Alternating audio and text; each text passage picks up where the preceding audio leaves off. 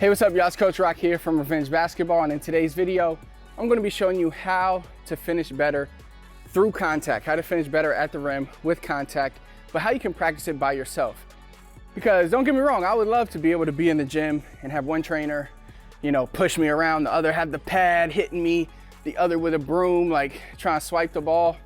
Those things would be great if I had that, and that would make you better, but how many players have access to that on a daily basis? How many players even ever have access to that? Not many. So does that mean we still can't practice getting better finishing around the rim through contact? No, it doesn't. Today I'm going to be showing you a few tips, drills that you can be doing that can help you with that, because it's very, very important for you to master this skill. So let's get into it.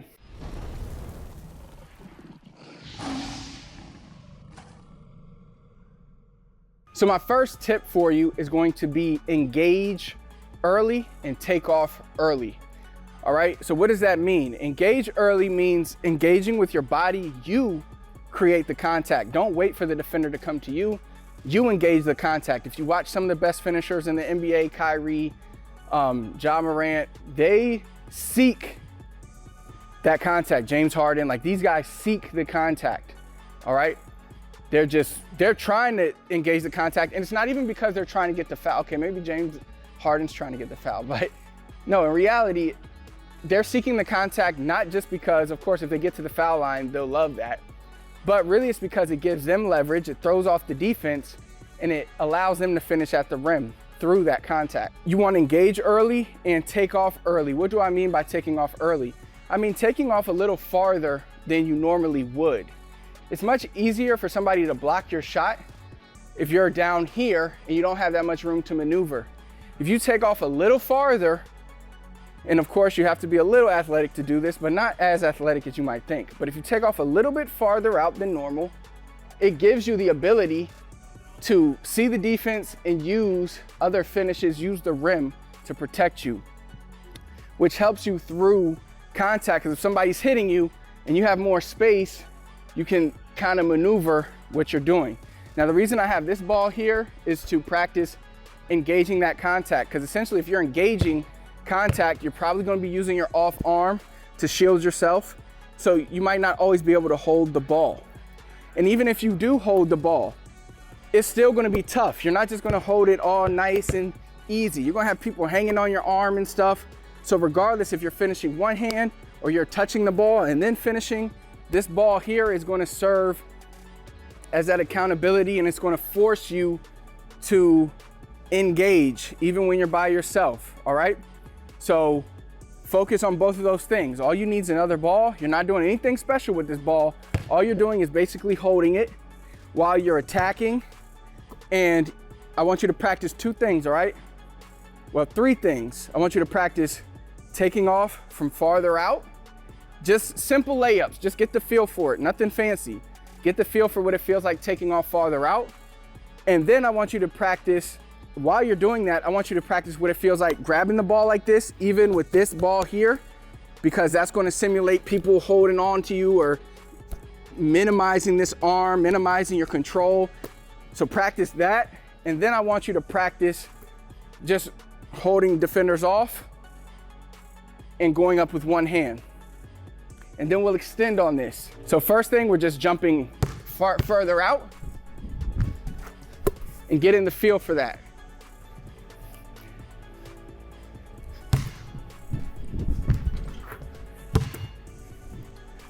We can practice a little backboard here. Make sure we're using the glass. Now the next thing, of course, we're always practicing our weak hand as well. So same thing here. Practice taking off far, finish front of the rim, use the glass.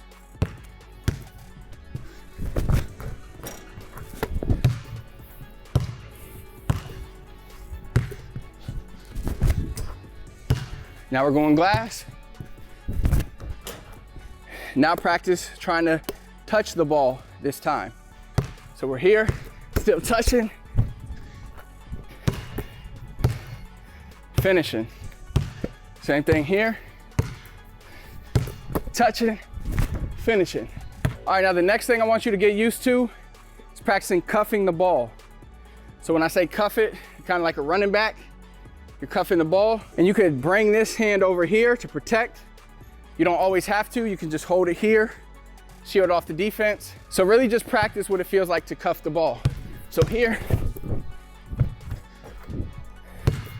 a lot of different things you can do.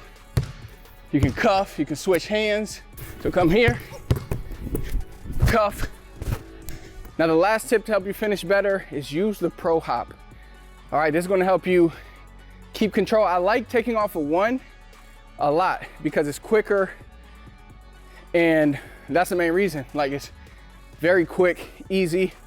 But when you're going through traffic, it's not always easy to just take off on one. You're not as stable, you don't have as much control. You can't do as many things if stuff goes wrong. You pretty much have to shoot, or you're in the air and you have to make a pass. But if you take that jump stop, so we're here,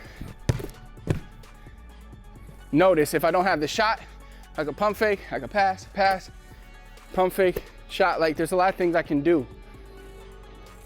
Make sure you land on 2 feet, all right? Because that'll give you more options out of it when you do it, and it will really prevent you from traveling. Because some refs, they'll call the travel on the, it's not always a travel if you jump stop off a 1-2. It's really, I'll quickly explain it, but if I take off with my left and land with my left again and go left, right, then yeah, that's a travel. But many times if you're in a game and you do a jump stop with a 1-2 step, some refs might call travel, some might not. It's always safe. Just go with landing at the same time with both feet. So you're here, and really just practice that footwork. If you don't practice it, you're not gonna land on 2 feet. And what I'm doing here, I'm trying as much as possible to get like here, kind of get the basket in between the middle of my body. So if my body's aligned, I'm trying to get the basket on that line. All right, so I'm here, and then floating it. This even helps, even if you're at the rim and you're jump stopping, it's easier to take the contact and finish, maneuver. Isaiah Thomas was super good at this. Even at 5'8", he was a tremendous finisher because he was very good at coming here, jump stop, hitting somebody's body, twirling around, hitting whirling layups, all types of stuff. If you're looking to take your skills to the next level, click the first link I have pinned in the comments for you, and be sure to subscribe to our channel so you don't miss the next video.